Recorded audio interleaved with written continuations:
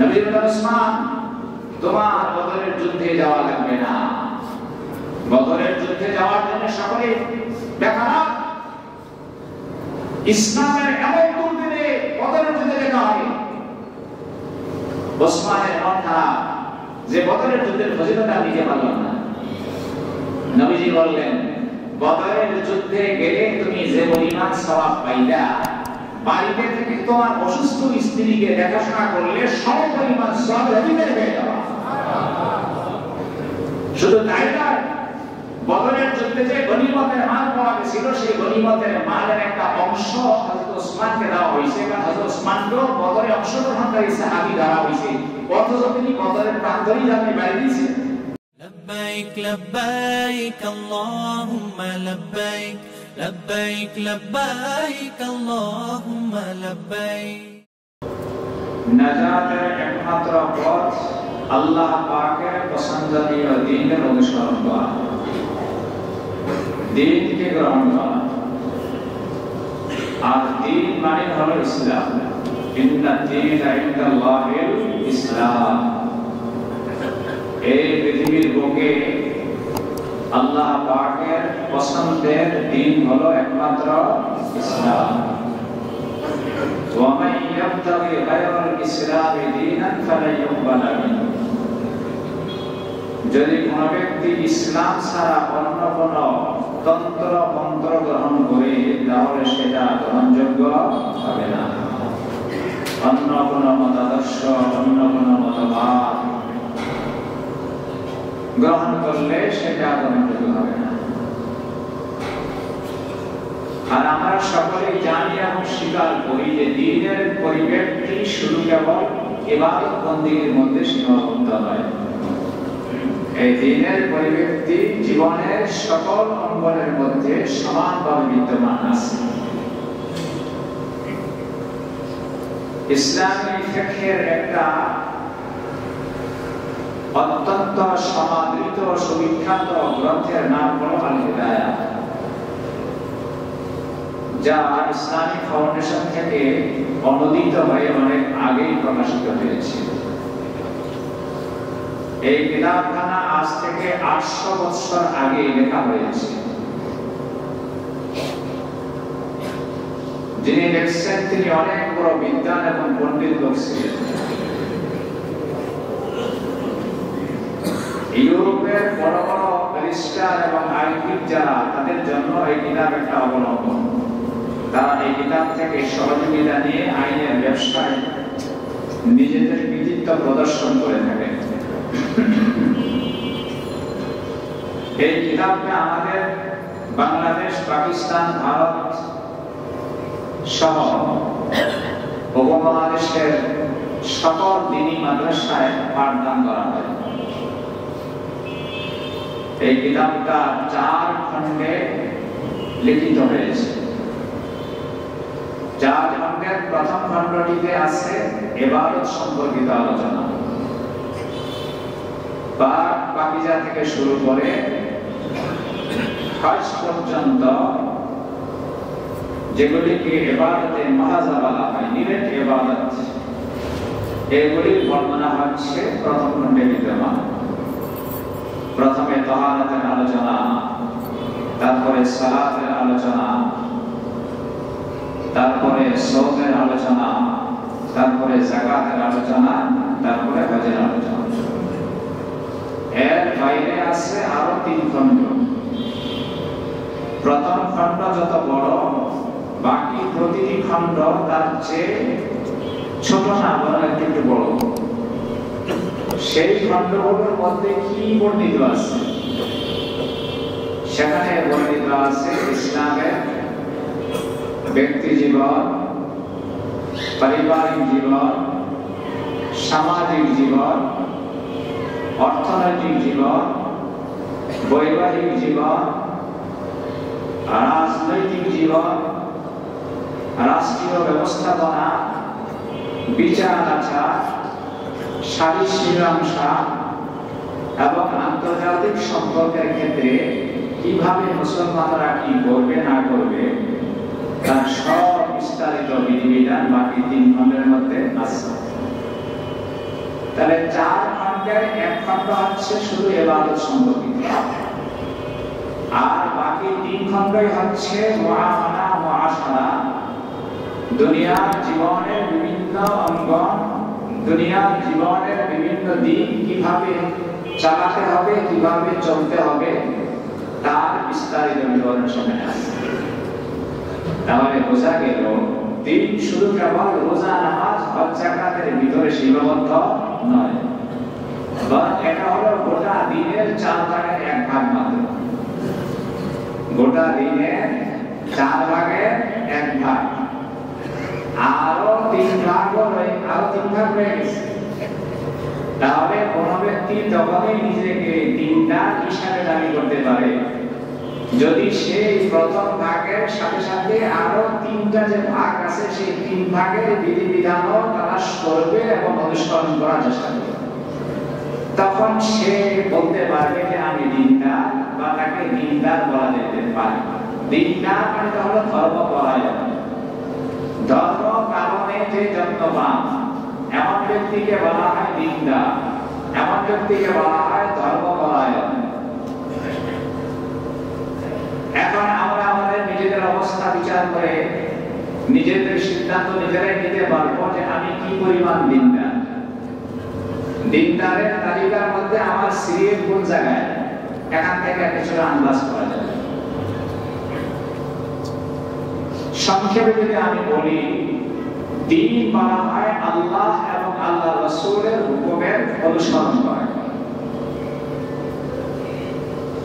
যে অবস্থায়, যে জায়গায়, যে মুহূর্তে যে হুকুম আল্লাহ পাকের পক্ষ থেকে এসেছে পালন করার কথা বলা হয়েছে, অথবা কোন হুকুম বিশ্বনবী মুহাম্মদ রাসূলুল্লাহ সাল্লাল্লাহু আলাইহি ওয়াসাল্লামের পক্ষ থেকে এসেছে, সে জায়গায় সে হুকুমটা পালন করার নামই হচ্ছে দিন। আর সেখানে যদি আমি আমার নিজের ইচ্ছা, নিজের চাহিদা, নিজের আগ্রহ, নিজের শখ পূরণ করার জন্য, বাস্তবায়ন করার জন্য ওই হুকুমের ভিন্ন কোন হুকুম পালন করি, সেটাও শরীয়তের হুকুম ধরে নেন, তাহলে এটা দিনের ভিতরে পড়ে না, এটা দিনের ভিতরে পড়ে না। দিন হচ্ছে আল্লাহ পাক এবং বিশ্বনবী মুহাম্মদ রাসূলুল্লাহ সাল্লাল্লাহু আলাইহি ওয়াসাল্লামের কাছ থেকে আগত প্রাপ্ত যে বিধিবিধান, যে নির্দেশিকা, সেই নির্দেশিকাগুলো মেনে চলা, নিজের ইচ্ছা বাস্তবায়ন নয়। কবি বড় চমৎকার বলেছেন, ওয়া কুল্লু ইয়াদঈ ওয়াসলাম বিলাইলা, ওয়া কুল্লু ইয়াদঈ ওয়াসলাম বিলাইলা, ওয়া লাইলা লা তুকিরু লাহুম বিযাকা, ওয়া লাইলা লা তুকিরু লাহুম বিযাকা। এর অর্থ হলো যে অনেক লোকই দাবি করে সে লাইলার প্রেমিক, সে লাইলার প্রেমিক বলে নিজেকে দাবি করে। তো কবি বলতেছেন, তুমি 1000 বার দাবি করলেও তোমার ওই দাবি ততক্ষণ পর্যন্ত গ্রহণযোগ্য হবে না যতক্ষণ না লাইলির পক্ষ থেকে সেটার স্বীকৃতি আসবে। লাইলি যদি নিজেও স্বীকার করে যে হ্যাঁ সে আমার প্রেমিক, তাহলে কেবল তোমার এই প্রেমের দাবি বাস্তবসম্মত এবং গ্রহণযোগ্য সাব্যস্ত হবে, তা না হলে সেটা গ্রহণযোগ্য হবে না। এক পাত্রীকে সুন্দরভাবে সাজানো হচ্ছে, অনেক সাজাচ্ছে। এখন তার বান্ধবীরা, সহপাঠীরা প্রশংসা করতেছে, ও তোমার চেহারা কত সুন্দর, তোমার কেশগুচ্ছ কত সুন্দর, তোমার প্রসাধনী কত সুন্দর, এটা কত সুন্দর, সেটা কত সুন্দর, এইভাবে খুব প্রশংসা করতেছে। কিন্তু সেই তরুণী নিশ্চুপ কথা বলে না। সবাই বলল যে আমরা সব প্রশংসা করতেছি, তুমি কিছু বলতেছ না। তো বলছে, আরে তোমরা যে প্রশংসা করতেছো সেটা তোমাদের দৃষ্টিভঙ্গি থেকে সুন্দর, ঠিক আছে, কিন্তু আমাকে যার কাছে সুন্দরী হওয়ার জন্য সাজানো হচ্ছে তার কাছে যদি সৌন্দর্যের স্বীকৃতি না আসে, তো হাজারো মানুষের এই সুন্দর সুন্দর সুন্দর সুন্দর বলার কোনো অর্থ নেই। নাই। আমি তো সেই চিন্তায় আছি যে যার জন্য আমাকে সুন্দরী বানানো হচ্ছে তিনি সেটাকে সুন্দরী মনে করেন কিনা, সৌন্দর্য বলেন কিনা, সেই চিন্তায় আছে। ঠিক তেমনি ভাবে মেরে আমরা প্রকৃত দিনদার নিজেকে মনে করে মসজিদে এসে নামাজ পড়ি, কিন্তু সাথে সাথে আশঙ্কাও থাকে যে আমার এই নামাজ, আমার এই বন্দেগী, আমার এই জীবনযাত্রা, আমার এই কর্মপন্থা, আমার এই ব্যবসা বাণিজ্য, আমার দোকানদারি, আমার চাকরি বাকরি, আমার বিবাহ শাদী, আমার সন্তান, আমার দাম্পত্য জীবন, আমার আত্মীয় স্বজন, উঠা বসা, চলাফেরা, কথাবার্তা, এই সবগুলি আল্লাহ পাকের হুকুম মাফিক হচ্ছে কিনা এবং আল্লাহ পাক রাজি আর খুশি আছেন কিনা, এই চিন্তা দুশ্চিন্তা পেরেশানিও থাকা দরকার। तौहीद तुझे है कि खुदा हशर में कह दे, तौहीद तुझे है कि खुदा हशर में कह दे, ये बंदा दो आलम से खफा मेरे लिए है, ये बंदा दो आलम से खफा मेरे लिए है। কবি বলেছেন, ও ভাই, তাওহীদ আর একত্ববাদ কোনটা? হাসরের ময়দানে যদি আল্লাহ বলেন, এ সকল বান্দা-বান্দীরা, অমকের ছেলে অমক, সে আমাকে রাজি আর খুশি করার জন্য তার অনেক অনেক আপনজনদেরকে নাখুশ করে দিয়েছে। আমাকে খুশি করার জন্য সে তার অনেক আপনজনদেরকে নাখুশ করেছে। আপনজনদের কথা মানে নাই, তার কথা মানলে পরে আমার নাফরমানি হয়ে যায়, আমার আনুগত্য ছুটে যায়। এইটার স্বীকৃতি যদি আসে তাহলে বুঝতে হবে যে তুমি তৌহীদপন্থী। तौहीद तुझे है कि खुदा हशर में कह दे, तौहीद तुझे है कि खुदा हशर में कह दे, ये बंदा तो आलम से खफा मेरे लिए है, ये बंदा तो आलम से खफा मेरे लिए है। अल्लाह আল্লাহ পাক আমাদের প্রতি বড় দয়াশীল, শরীয়তের আহকাম আমাদের উপর আরোপ করেছেন। কোথাও সেটাকে কঠিন করেছেন, কোথাও আবার সহজ করে দিয়েছেন। যেখানে আল্লাহ সহজ করে দিয়েছেন সেখানে সহজতা অবলম্বন করাই আল্লাহ পাকের আনুগত্য। আমার যতই মনে চায় তার বিপরীত করতে, সেটা নাম আনুগত্য না। আমার মনে চায় জোরে জোরে জিকির করতে, অথচ পাশে একজন মুসলমান ঘুমিয়ে আছে। জিকির করা একটা নফল ইবাদত।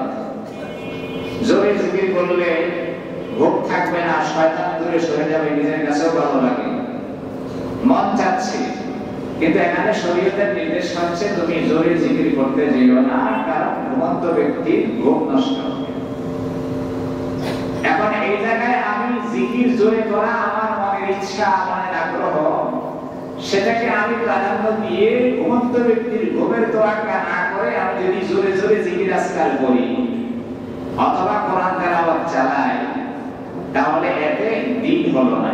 এটা হলো নিজের ইচ্ছার পূরণ, আল্লাহ পাকের ইচ্ছার পূরণ হয় না, রাসূলের পাকের ইচ্ছার পূরণ হয় না। এটা হচ্ছে নিজের খেয়াল খুশির পূরণ। এখন আপনি তর্ক করতেই পারেন না, সে জিকির করতেছে, সে কি বকাবকি করতেছে, সে কি গালাগালি করতেছে, সে তো আল্লাহ নাম জিকির করতেছে, আল্লাহ আল্লাহ আল্লাহ আল্লাহ আল্লাহ, কত সুন্দর কথা বলতেছে, বেশ ভালো কথা, সুন্দর। কিন্তু এই জায়গাটার মধ্যে আল্লাহ রাসূলের নির্দেশটাকে এটাও কিন্তু শিখতে হবে, যে এখানে আল্লাহ রাসূলের নির্দেশ হচ্ছে আল্লাহ আল্লাহ আস্তে আস্তে হবে, যেন অন্য লোকের ডিস্টার্ব না হয়। আপনি কোরআন তেলাওয়াত করতেছেন, আমার সময় শুরু হয়েছে আযান, আল্লাহু আকবার আল্লাহু আকবার। যে কোরআন তেলাওয়াতের মতো এত দামি ইবাদত আর কি জমিনে আছে? নফল ইবাদতের মধ্যে সবচেয়ে দামি ইবাদত হচ্ছে কি? কোরআন তেলাওয়াত। আফজালুল ইবাদাতি তিলাওয়াতুল কোরআন।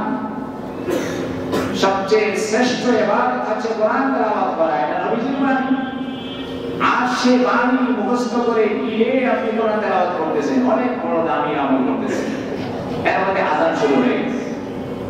এখন আপনি চিন্তা করবেন কোরআন তেলাওয়াত তো দামি আমল, সুতরাং দামি আমলটা চালু রাখি। এটা দিন হলো না। এটা দিন ছিল তেলাওয়াত বন্ধ করে দেওয়া, তেলাওয়াত বন্ধ করে আযান শোনা এবং আযানের জবাব দেওয়া। সুবহানাল্লাহ। আযানের জবাব দেওয়া কেন? কোরআন তেলাওয়াতের দাম বেশি, আযানের জবাবের দাম তত বেশি না। অত বেশি না কিভাবে বলবো? বুখারী শরীফের হাদিসের মধ্যে আছে যে মুয়াজ্জিন সাহেবের আযান শুনে কোন ব্যক্তি যদি আযানের কালিমাগুলি পরপর উচ্চারণ করতে থাকে আর আযান শেষে সেগুলি এই দোয়া করে আল্লাহুম্মা রাব্বা হাযিহি দা'ওয়াতিদ তাম্মা ওয়াস সালাতিল কায়িমা আতি মুহাম্মাদানিল ওয়াসিলাতা ওয়াল ফাদিলা ওয়া বa'আসহু মাকামান মাহমুদান আল্লাযী ওয়া'আদতা ইন্নাকা লা তুখলিফুল মি'আদ। তো বুখারী শরীফের দ্বিতীয় খণ্ডে আছে হাল্লাত লাহু শাফাআতি, এই ব্যক্তির জন্য আল্লাহ রাসূলের পক্ষ থেকে হাশরের ময়দানে সুপারিশ করার একটা ব্যবস্থা হয়ে যাবে। এইটার নাম কিন্তু কম না, কিন্তু কোরআন তেলাওয়াতের মর্যাদা অবশ্যই শ্রেষ্ঠ। কিন্তু এই জায়গার মধ্যে শরীয়তের নির্দেশ হচ্ছে কোরআন তেলাওয়াত স্টপ, কোরআন তেলাওয়াত বন্ধ। এখন তুমি আযানের জবাব দাও, কারণ আযান 5 বার হয়। কয়বার হয়? না 6 বার? সন্দেহ আছে? 5 বার হয়। 5 বারের পরে 6 বার আর হয় না নামাজের আযান। কোরআন তেলাওয়াত তুমি 24 ঘন্টাই করতে পারো। 24 ঘন্টার কোন সময় কোরআন তেলাওয়াত করা মাকরুহ না, সবসময় কোরআন তেলাওয়াত করা যায়। কিন্তু আযানটা তো দিনে রাতে মিলে মাত্র 5 বার পাওয়া যায়। একবার আযান দিতে ধরে 2 থেকে 3 মিনিট সময় গেল, এই 2 থেকে 3 মিনিট তুমি কোরআন তেলাওয়াত বন্ধ রেখে নিজের গল্প গুজব বন্ধ রেখে তুমি এই আযানের জবাব দাও। আযানের জবাব দেওয়ার যে ফজিলতটা তুমি কিন্তু এই আযানের সময় চলে গেলে অর্জন করতে পারবে না। ও বান্দা, তোমার এখন কোরআন তেলাওয়াত বন্ধ রেখে তুমি আযানের জবাব দিলে বলে তুমি বেশি গিরা করে না পারবে না। এটা নাম হচ্ছে দিন, এটা নাম হচ্ছে দিন। আল্লাহ এখন আপনার মনে যাচ্ছে চিল্লায় যাবেন, তাবলীগের চিল্লা, তাবলীগের চিল্লা অনেক ভালো কাজ। আম্বিয়া কেরাম দাওয়াতের কাজ করছেন, রিসালাতের প্রচার করেছেন, দ্বীনের প্রচার করেছেন, এটা অনেক ভালো কাজ, কোনো সন্দেহ নেই। এবং এই কাজ করার নির্দেশনা আছে, বাল্লিগু আন্নী ওয়ালাউ আয়া, আমার পক্ষ থেকে তোমরা যা শিখেছো এগুলি অন্যের কাছে পৌঁছে দাও। এখন একটা পারিপার্শ্বিক তাবলীগের কাজ আমাদের ভারতবর্ষ সহ বিশ্বের বিভিন্ন মুসলিম কান্ট্রিতে চলতেছে, মাশাআল্লাহ অনেক ভালো কাজ। এখন আপনার সিদ্ধান্ত হলো তাবলীগে যাবেন, চিল্লায় যাবেন, 3 দিনে যাবেন, 10 দিনে যাবেন, 3 চিল্লা 4 চিল্লায় যাবেন, অনেক ভালো কাজ। কিন্তু এদিক থেকে আপনার বাবা অসুস্থ, বাবার সেবা করার মতো কেউ নেই, অথবা মা অসুস্থ, মায়ের সেবা করার মতো কেউ নেই, অথবা স্ত্রী একা, স্ত্রী পাহারাদারি করার মতো এখানে নিজস্ব লোক বলতে কেউ নেই। স্ত্রী নিজে বলতেছে যে আমি একা একা থাকতে পারবো না, আমি নিরাপত্তা বোধ করি না। স্বামী স্ত্রী এমন একটা এলাকায় থাকে যে এলাকা হচ্ছে একটা অনাবাদী এলাকা, জঙ্গল এলাকা। এখন যিনি স্বামী তিনি চিন্তা করলেন জামাতে নামাজ আদায় করলে প্রতি রাকাতে কত সওয়াব পাওয়া যায়? 27 গুণ বেশি সওয়াব পাওয়া যায়। প্রতি রাকাতে 27, কত বড় দামের কথা। আর এটা যদি জুমার মসজিদে হয় তা আরো 500 যোগ হবে। 27 এর 500 দিয়ে যোগ করলে যা হবে তা কত বিশাল সওয়াবের কথা। এখন স্বামী জায়নামাজ দিয়া রওনা করছে গোসল করে মসজিদে যাবে, আর স্ত্রী বলতেছে একেবারে নির্জন, বাড়িতে আর কেউ নাই, আমি একা একা তো ভয় পাচ্ছি, আপনি এখন না গেলে ভালো হয়, আপনি বাসায় নামাজ পড়েন। শরীয়ত কি বলে? শরীয়ত বলছে মসজিদে, জুমার মসজিদে 27 গুণ 500 গুণ সওয়াবের আশায় গেলে যে পরিমাণ সওয়াব হইতো, বাসায় এই অবস্থায় তুমি নামাজ পড়ো সেই পরিমাণ সওয়াব তোমার আমলনামায় দেয়া দেওয়া হবে। ইসলাম সহজ না কঠিন? যেভাবে সহজ না করছি সহজ। এখানে বলছে তুমি বাসায় থাকো, স্ত্রীর জীবনের নিরাপত্তা, তার সম্পদের নিরাপত্তা, সে একইভাবে থাকতে পারে না। জামাতে নামাজ আদায় করা, জুমার মসজিদে নামাজ আদায় করা, সেখানে স্বামীকে পালন করা হয়েছে। এখন স্বামী বলেছে না, আরে আল্লাহর উপর ভরসা, তাওয়াক্কুল আলাল্লাহ, তাওয়াক্কালতু আলাল্লাহ, আল্লাহর উপর বিশ্বাস করো না। বিশ্বাস করলে চুপ থাকো, স্বামী চলে আসো, এটার নাম দিন না। এটার নাম হচ্ছে নিজের খাহেশকে পূর্ণ করা, নিজের খেয়াল খুশিকে পূর্ণ করা।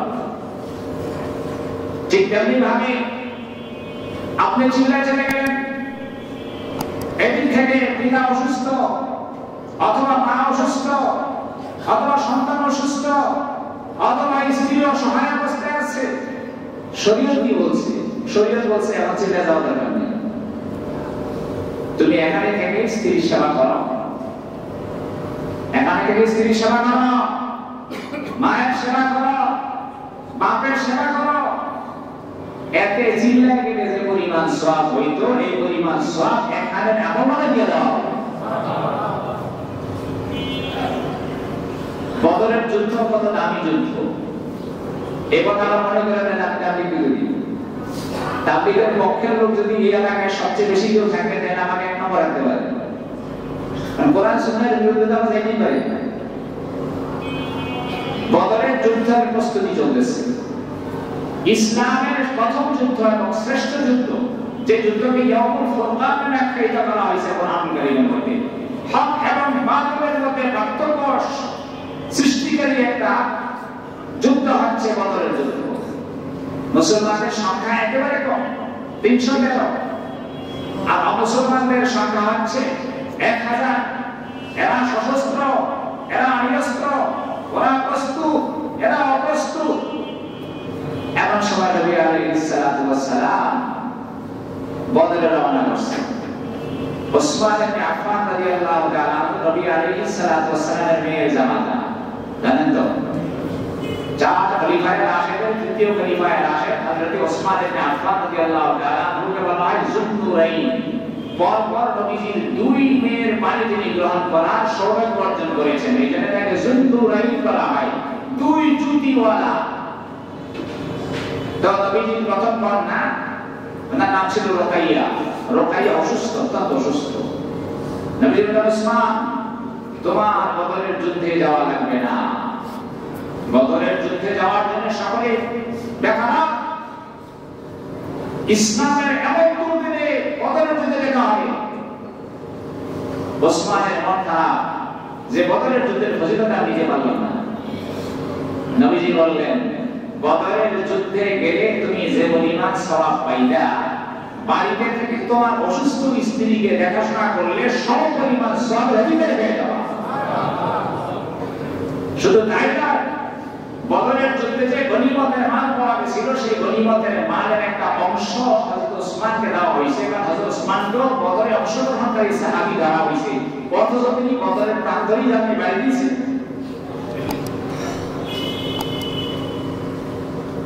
তাবুকের যুদ্ধের ঘটনা, তাবুকের কথা আমি বিভিন্ন সময় বলি। মদিনা মুনাওয়ারা থেকে তাবুকের দূরত্ব প্রায় 250 মাইল, যাতায়াতে প্রায় 450 মাইল। হযরত আলী রাদিয়াল্লাহু তাআলা আনহু যাবেন, 30,000 সাহাবী নিয়ে রওনা করছেন। কত জোরপূর্ণ প্রোগ্রাম! আলী রাদিয়াল্লাহু তাআলা এমনিতেই বিক্রমী যোদ্ধা, অনেক সাহসী, ওনার সাহসিকতার প্রমাণ তিনি পদে পদে দিয়েছেন। আর তার নবীজির জীবনের সর্বশেষ যুদ্ধ, সেখানে আলী যাবেন না, এটা হয় আলী যাবেন। নবীজি আলীকে রেখে বলেন, আলী তোমার যাওয়া লাগবে না, তুমি বাড়িতে থাকো। তোমার দায়িত্ব হচ্ছে তোমার আহলে ইয়াল, পরিবার পরিজনের সদস্যদেরকে পাহারাদারি করা। গোটা মদিনা খালি হয়ে যাচ্ছে, সব পুরুষরা চলে যাচ্ছে। কিছু লোককে নবীজি বিভিন্ন দায়িত্ব দিলেন। একজনকে মসজিদে নববীর ইমামতির দায়িত্ব দিলেন, হযরত আব্দুল্লাহ ইবনে উম্মে মাকতুম রাদিয়াল্লাহু তাআলা আনহু। আর নবীজির ঘরে পরিবার পরিজনের স্বজনদের দেখাশোনা করার দায়িত্ব দিলেন হযরত আলী রাদিয়াল্লাহু তাআলা আনহু। আলী রাদিয়াল্লাহু তাআলা মন খারাপ, যুদ্ধের ময়দানে যাওয়া বীরত্বই তো আলাদা। পীরের বেশে জানি এখন পীরের বেশে আসবে যদি বিজয় অর্জন করে, তা হলে শাহাদাতের মর্যাদা লাভ করবে। নবীজি আলীর চেহারার বিষণ্ণতা দেখে বললেন, আর তুমি কি মন খারাপ করছো? তুমি কি মন খারাপ করছো? তুমি কি এতে রাজি না যে আনতাকুনা মিন বাদি বিমানজালাতে হারুন বিন মুসা? মুসা আলাইহিস সালাতু ওয়াস সালাম বনি ইসরাইলের কাছে তার ভাই হারুনকে দিয়া তিনি তুর পাহাড়ে চলে গেছিলেন তাওরাত কিতাব আনার জন্য। 40 দিনের ইতিকাফ করেছেন। আর এখানে স্থলবর্তী করে গেছিলেন কাকে? হারুন আলাইহিস সালাতু ওয়াস সালামকে। ও আলী, আমি তো তোমাকে সে হারুনের মতো এখানে রেখে গেলাম। হারুন যেমন মুসার স্থলবর্তী ছিল, আমি মুহাম্মদ রাসূলুল্লাহর স্থলবর্তী, তুমি আমি হবা। তোমার এখানে রাখার সবার কি কারণ আছে? সুবহানাল্লাহ। আলী থেকে তার মানে হচ্ছে দ্বীন, ওইটাকে বলা হয় যেখানে আল্লাহ এবং আল্লাহ রাসূলের যে হুকুম সেই হুকুমটাকে পালন করা। এক ছেলে আলেম হবে, বহুত বড় আলেম হবে, আরেকজনে অনেক বড় মুফতি হবে। আলেম হওয়া কত বড় দামি কথা, মুফতি হওয়া কত বড় দামি কথা, কিন্তু বাড়িতে তার বাবা অসুস্থ, বাবাকে দেখার মতো কেউ নেই, অথবা মা অসুস্থ, মাকে দেখার মতো কেউ নেই। এক্ষেত্রে ওলামায়ে কেরাম বলছেন যে তোমার আলেম হওয়ার জন্য যাওয়ার চেয়ে বাড়িতে থেকে বাপ এবং মায়ের সেবা করা বেশি জরুরি, সুতরাং এখানে থাকবে। সুবহানাল্লাহ। দ্বীন কাকে বলা হয়? হযরত আব্দুল্লাহ ইবনে ওমর রাদিয়াল্লাহু তাআলা আনহু, বুখারী শরীফের হাদিস থেকে বলতেছি, তিনি একদিন জুমার নামাজের দিন সূর্য অনেক উপরে উঠে গেছে, কিছুক্ষণ পরে জুমার নামাজ শুরু হবে। তিনি রওনা করছেন তার এক আত্মীয়ের বাসায়। সে আত্মীয় হচ্ছে তার ফুফা হযরত সাঈদ ইবনে যায়েদ ইবনে আমর ইবনে নুফাইল। হযরত ওমর রাদিয়াল্লাহু তাআলা আনহু বকরিপতি, যে বকরিপতিকে ইচ্ছামতো পিটিয়েছিলেন ইসলাম গ্রহণ করার কারণে, ওমর সাহেব নিজে তখন মুসলমান হন নাই, সেই বকরিপতি অসুস্থ। ওমর আব্দুল্লাহ বিন ওমর তো তিনি অনেক বড় সাহাবী, তখন বড় বড় সাহাবীরা সব ইন্তেকাল করে গেছেন, তিনি তখন সমাজের বড় মুরব্বী সাহাবী এবং ইবাদত বন্দেগীতে তিনি তখন একেবারে শীর্ষস্থানীয় এবং মুক্তাদা অংশগ্রহণের ব্যক্তিত্বের পর্যায়ে। তিনি রওনা করছেন, বর্তমান জুমার নামাজ ছেড়ে দিচ্ছেন। লোকেরা প্রশ্ন করলো যে আপনি জুমার নামাজ ছেড়ে দিলেন? বলে, আরে জুমার নামাজ তো পর্যায়ে ঠিক আছে, জুমার নামাজের বিকল্প জোহরের নামাজ তো আছে, কিন্তু আমি যাকে দেখতে যাচ্ছি তার সেবা করার মতো, তার শুশ্রূষা করার মতো, তাকে ডাক্তারের কাছে নেওয়ার মতো আর কোনো লোক নাই। সুতরাং এই জায়গায় আমার জুমা তরফ করে তার কাছে যাওয়ার ফজিলত বেশি। ইসলাম সহজ জীবন দান করেছে। قال رسول الله صلى الله عليه وسلم, নবীজি বলেন, ইযা মারিজাল আবদু আও সাফারা। হাদিসটা বুখারী শরীফের মধ্যে আছে। হাদিস বয়ান করেছেন সাহাবী আবু মুসা আশআরী রাদিয়াল্লাহু তাআলা আনহু। নবীজি বলতেছেন, ইযা মারিজাল আবদু, আল্লাহর বান্দা যখন অসুস্থ হয়ে পড়ে, আও সাফারা, অথবা যখন সফরে যায়। অসুস্থ হয়ে যাওয়ার কারণে কি অবস্থা? বলে, আগে কি সুন্দরভাবে নামাজ পড়তে পারছে, এখন অসুস্থ হয়ে যাওয়ার কারণে বৈশা নামাজ পড়ে। বৈশা নামাজ পড়লে শান্তি পায় না, দাঁড়ায় নামাজ পড়লে যে শান্তি, রুকু সেজদা এটা পারে না, বসে পড়ে। আর এখানে বৈশাও করতে পারে না, শুইয়া ইশারায় নামাজ পড়ে আর বহু করতেছে, আগে আমি তো রুকু সেজদাও করতে পারতেছি না, শুইয়া নামাজ পড়তেছি। আর এখানে ওযু করতে পারে না, তায়াম্মুম করে নামাজ পড়ে আর আফসোস করে, আরে আমি তো ওযু করতে পারতেছি না, পানি লাগে, ঠান্ডা লাগে, অসুস্থতা বেড়ে যায়, ব্যান্ডেজ করে রাখছে, তায়াম্মুম করি। আর এখানে নাপাক কাপড় দিয়ে নামাজ পড়তেছে, কারণ কাপড় মারা মাত্রই নাপাক হয়ে যায়, শরীরে লাগলেই নাপাক হয়ে যায়, শরীরে পেশাব ঝরতেছে বা পুজ ঝরতেছে বা রক্ত ঝরতেছে, নাপাক কাপড় নিয়ে সে নামাজ পড়তেছে আর আফসোস করতেছে। আর একজন ব্যক্তি সফরে গেছে, কষ্টের সফর হওয়ার কারণে সেখানে সে ঠিকমতো রোজা রাখতে পারছে না রমজানের দিন, আর আফসোস করতেছে, আরে সফরটা কষ্টের সফর, রোজা রাখতে পারতেছি না। আর আল্লাহ তো বলছেন যে যদি সফরের মধ্যে থাকো, ومن شهد منكم الشهر فليصمه ومن كان مريضا او على سفر فعدة من ايام اخر। সফর অবস্থায় যদি হয় রমজান মাস, তাহলে রমজান মাসের রোজা বাদ দিয়া ওই মাসে রোজা রাখা বাদ দিয়া তুমি পরবর্তী সময় সেটাকে কাজা করবে এবং এখন রোজা ছেড়ে দাও। কেন এখন তুমি সফরের মধ্যে আছো, অথবা স্ত্রী অন্তঃসত্ত্বা, মহিলা অন্তঃসত্ত্বা, এই অবস্থায় রোজা রাখতে পারে তার নিজের অনেক কষ্ট হচ্ছে, অথবা সন্তানকে স্তন্যদান করতেছে, রোজা রাখতে পারে সন্তান দুধ পাবে না, সন্তানের দুধ পাওয়ার জন্য মহিলা রোজা ছেড়ে দিতে বাধ্য হচ্ছে, এবং শরীর তাকে ছেড়ে দেওয়ার মতো অনুমতি দিচ্ছে যে তোমার সন্তানের সুবিধার্থে রমজান মাসে রোজা তুমি ছেড়ে দাও, পরে তুমি কাজা করো, তুমি তোমার বার্ধক্যের কারণে রোজা রাখতে পারতেছো না, অসুস্থতার কারণে পারতেছো না, এখন ছেড়ে দাও, পরে রেখো। আর আফসোস করতেছে আল্লাহর হাবিবের সাথ ফরমান, হে আমার উম্মত, হে আমার উম্মত, তোমার এই যে সময়ে তুমি আমলগুলি করতে পারতেছো না, মনে রাখো তুমি দাঁড়ায় নামাজ পড়লে যে পরিমাণ সওয়াব হতো, ওযু করে নামাজ পড়লে যে পরিমাণ সওয়াব হতো, পাক কাপড় পরে নামাজ পড়লে যে পরিমাণ সওয়াব হতো, পরবর্তীকালে রোজা রাখতেছো আর এখন রোজা ভেঙে ফেলতেছো, এখন রোজা না রেখে পরে রোজা রাখলে সমপরিমাণ সওয়াব আল্লাহ তাআলা তোমার আমলে দিয়ে দিবেন। রমজানে রাখলে যে সওয়াব পাই না, রমজানের পরে রোজা কাজা করলে সমপরিমাণ সওয়াব পেয়ে যাবে। দাঁড়ায় রুকু সেজদা সহকারে নামাজ পড়লে যে সওয়াব পাই না, শুয়ে শুয়ে নামাজ পড়ার কারণে সেই সওয়াব পেয়ে যাবা। পাক কাপড় পরে নামাজ পড়লে যে সওয়াব পাই না, না পাক কাপড় যেহেতু তোমার পাকের কোনো ব্যবস্থা নাই, বললেও সেই সওয়াব পেয়ে যাবা। ইসলাম সহজ হয়েছে না কঠিন হয়েছে? সহজ না কঠিন? কিন্তু জানতে হবে সেটা। মেরে আহ্বান তোর একটা কথা বলে দিই, নফল ইবাদতের ক্ষেত্রে ছাড় আছে, ফরজ ইবাদতের ক্ষেত্রে ছাড় নেই। আপনি নফল নামাজের ক্ষেত্রে ছাড় দিতে পারেন, এই যে বললাম আপাতত জিকির বন্ধ রাখেন, আপাতত তাবলীগ বন্ধ রাখেন, আপাতত আলেম হওয়া বন্ধ রাখেন, আপাতত মুফতি হওয়া বন্ধ রাখেন, আপাতত তেলাওয়াত বন্ধ রাখেন, এই সব নফল আমল। কিন্তু ফরজ যদি হয় তো ফরজটা বক্তব্য আদায় করতে হবে, যত রকমের জটিলতা হোক না কেন, ফরজ নামাজের ক্ষেত্রে কোনো ছাড় নেই। আল্লাহ তাআলা আমাদের সকলকে বোঝার তৌফিক দান করুন, আমিন। ওয়া আখিরু দাওয়ানা আলহামদুলিল্লাহ।